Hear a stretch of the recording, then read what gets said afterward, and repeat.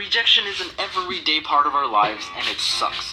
We as humans are raised to get used to disappointment, and many of our actions are determined by our level of fear of being rejected. And the reason this sucks is because our species depends on us being social and interacting with each other, regardless of how antisocial some of us are. As an introvert, I can tell you that being around people tires me out, okay? I enjoy being with them and doing activities together, but I need my isolation every now and then. I think a lot of you can agree on that. Anyway, despite how smoothly you think your life is going, you're bound to run into rejection the moment you set foot outside of your home. Which, luckily, I don't do very often.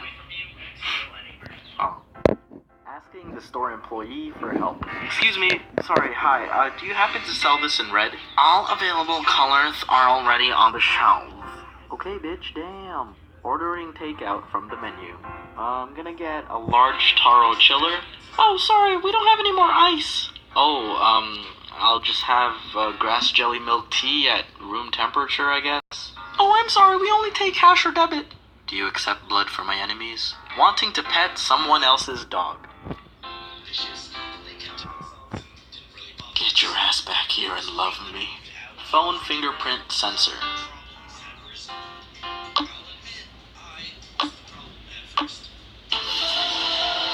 Being 5 seconds late for the bus that came early and the bus driver sees you but had a bad morning and chooses to take it out on you.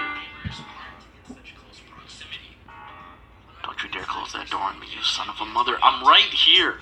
Doors that pull when you expect them to push. Rejected university application.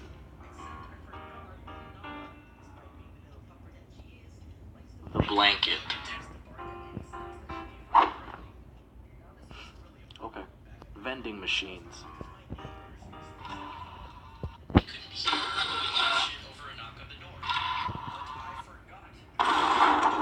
But I guess when you hear rejection, a lot of people have the idea of romantic rejection in mind. You're at your local cafe and you find yourself infatuated with a barista. You find her cute, she has a nice smile, you like the way she said your name correctly, a task others before her may have had trouble with, whatever, you have a crush. How do you go about derailing your life, and potentially hers, in order to build a new track alongside of them? It's easy. Just go for it. Just Shia LaBeouf it. Just talk to them. Have a conversation. Be genuine. And if they're not interested, that's fine. It doesn't change who you are at all, nor does it diminish your value as a person. Don't depend on others for self-validation. Just come out of it knowing that the next time you're interested in someone, it can't be as difficult as the first time. Getting a job. A challenge that people who possess one try to convince you of how simple it is.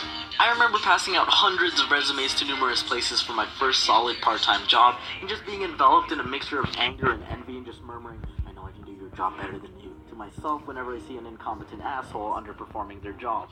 It wasn't until my older sister hooked me up with an opening at a different branch of her store that I realized, wow, all my efforts prior to this were useless. I did a mock shift where I worked with other potential hires during a store sale, and I was complimented on how well I worked. You did great, Dominic. Thanks, I just did what you told me. Well, keep it up. I got hired and thought to myself, how have I been rejected so many times before this? It was so easy. Public speaking. Oh man, I don't know how, but I ended up representing my school in a public speaking competition back in grade 7. I thought I was underqualified as hell because I was a pretty quiet kid. I didn't have major stage fright, but I was shy. But I did have a sense of humor. And during that time of the year, it was a mandatory assignment to make a speech about literally anything. Granted, it was appropriate. So I made a speech about toys and my class enjoyed it. I honestly didn't do too much research about my topic, I just tried to make it funny. I got voted to represent my class, and then I was put up against every other kid representing their homeroom. I was nervous, but did my best and ended up being voted to represent my whole school, to compete with other schools' representatives, and while I kinda didn't want to, I did get to skip a day of school, so I was like, that's a good deal, say no more fam, let's go. But then I got there and realized, I didn't want to do this. Every other contestant had a valedictorian level of speech, and I was there talking about Nerf guns and shit. On top of that, the audience was mostly composed of adults, but my speech was more catered towards kids, so a lot of my jokes weren't received very well, and that took a toll on me. The feeling of trying to be funny and no one laughing is a great fear of mine. I felt extremely rejected, but I still felt proud afterwards. As a quiet, introverted kid who today still has trouble making eye contact when talking to people, I felt a big development of myself from that experience. I think what it comes down to is how a lot of us are just trying to figure out where we fit in, where we belong in this world full of different people and different ideologies. We desire to be with people who can agree with our thoughts, people who can accept us regardless of our quirks.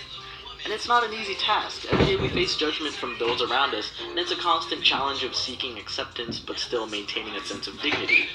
I know I face that challenge every time I upload a video for all of you to watch. My job